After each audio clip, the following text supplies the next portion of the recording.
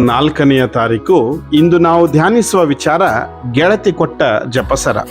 ಪ್ರಿಯರೇ, ಕೆಲವರು ಖಿನ್ನತೆಗೆ ಒಳಗಾದಾಗ ಅವರಲ್ಲಿ ಹಲವಾರು ಬದಲಾವಣೆಗಳನ್ನು ನಾವು ಕಾಣುತ್ತೇವೆ.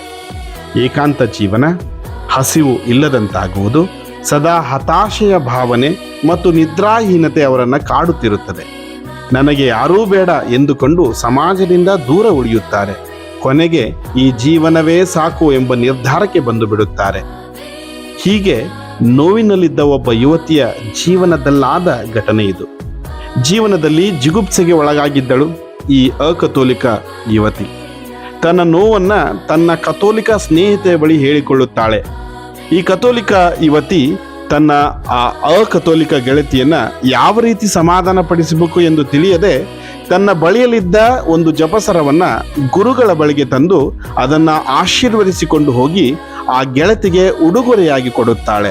ಆ ಜಪಸರವನ್ನ ಕೊಡುತ್ತಾ ಹೇಳುತ್ತಾಳೆ, ನೋಡು, ನಿನ್ನ ಎಲ್ಲ ಸಮಸ್ಯೆಗಳು ದೂರವಾಗುತ್ತವೆ.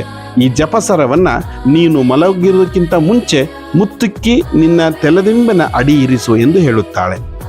ಆ ಗೆಳತಿ ಅಂದು ರಾತ್ರಿ ಆ ಜಪಸರವನ್ನ ತನ್ನ ಕೈಯಲ್ಲಿ ಹಿಡಿಯುತ್ತಾಳೆ.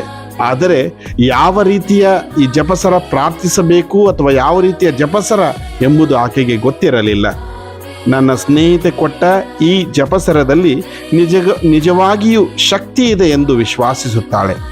ಯಾವಾಗಿನಿಂದ ಆಕೆ ಆ ಜಪಸರವನ್ನ ತನ್ನ ಬಳಿಯಲ್ಲಿ ಇರಿಸಿಕೊಳ್ಳಲು ಪ್ರಾರಂಭಿಸಿದಳೋ ಅಂದಿನಿಂದ ಆಕೆಗೆ ಇದ್ದಂತಹ ಮಾನಸಿಕ ಖಿನ್ನತೆ ದೂರಾಯಿತು. ಹತಾಶ ಭಾವನೆಯಿಂದ ಹೊರಬರುವಂತೆ ಆ ಪವಿತ್ರ ಜಪಸರದ ಶಕ್ತಿ ಆಕೆಯನ್ನ ಆವರಿಸಿತು. ಎಲ್ಲರೊಂದಿಗೆ ದೈನಂದಿನ ಚಟುವಟಿಕೆಗಳಲ್ಲಿ ಭಾಗವಹಿಸಿ ಸಕ್ರಿಯವಾಗಿ ಪಾಲ್ಗೊಳ್ಳಲು ಪ್ರಾರಂಭಿಸುತ್ತಾಳೆ. ಈ ಜಪಸರದಲ್ಲಿ ಕಣ್ಣಿಗೆ ಕಾಣದ ಏನೋ ಒಂದು ಶಕ್ತಿ ಇದೆ ಎಂದು ತನ್ನ ಜೊತೆಗಿರುವ ಎಲ್ಲರೊಂದಿಗೆ ಹೇಳಿಕೊಳ್ಳುತ್ತಾಳೆ. ಈ ಪವಿತ್ರ ಜಪಸರ ನನ್ನ ಬಳಿ ಬಂದಾಗಿನಿಂದ ನನ್ನ ಜೀವನವೇ ಬದಲಾಯಿತು ಎಂದು ಆ ಅಕಥೋಲಿಕ ಸ್ನೇಹಿತೆ ತನ್ನ ಕಥೋಲಿಕ ಸ್ನೇಹಿತೆಗೆ ಹೇಳುತ್ತಾಳೆ. ಪ್ರಿಯರೇ, ಜಪಸರದ ಶಕ್ತಿ ನಮ್ಮನ್ನು ಎಲ್ಲ ರೀತಿಯ ದುಷ್ಟ ಶಕ್ತಿಗಳಿಂದ ಬಿಡುಗಡೆ ಮಾಡುವ ಸಾಧನ ಎಂದು ನಾವಿಂದು ಅರಿತುಕೊಳ್ಳೋಣವೇ. ಆಮೇನ್. ಎಫೆಸರಿಗೆ ಬರೆದ ಪತ್ರ 6ನೆಯ ಅಧ್ಯಾಯ 18ನೆಯ ವಚನದಲ್ಲಿ ನಾವು ಹೀಗೆ ಓದುತ್ತೇವೆ, ಪವಿತ್ರಾತ್ಮರಿಂದ ಪ್ರೇರಿತರಾಗಿ ಎಲ್ಲ ಸಮಯಗಳಲ್ಲೂ ಪ್ರಾರ್ಥಿಸಿರಿ, ನಿಮ್ಮ ಕೋರಿಕೆ ಬೇಡಿಕೆಗಳನ್ನು ದೇವರಿಗೆ ಅರ್ಪಿಸಿರಿ, ಎಚ್ಚರವಾಗಿದ್ದು ಎಲ್ಲ ದೇವ ಜನರಿಗಾಗಿ ಎಡಬಿಡದೆ ಪ್ರಾರ್ಥಿಸಿರಿ. ಆಮೇನ್.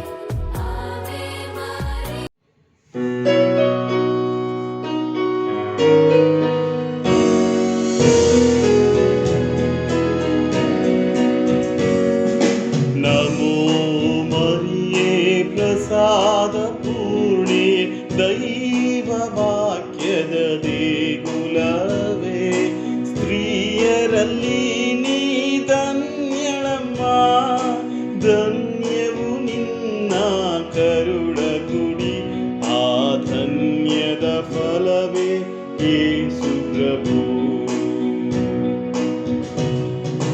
ಓ ಸಂತ ಮರಿಯೇ,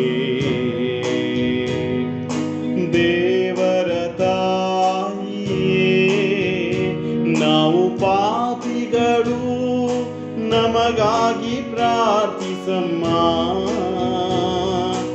ಈಗಲೂ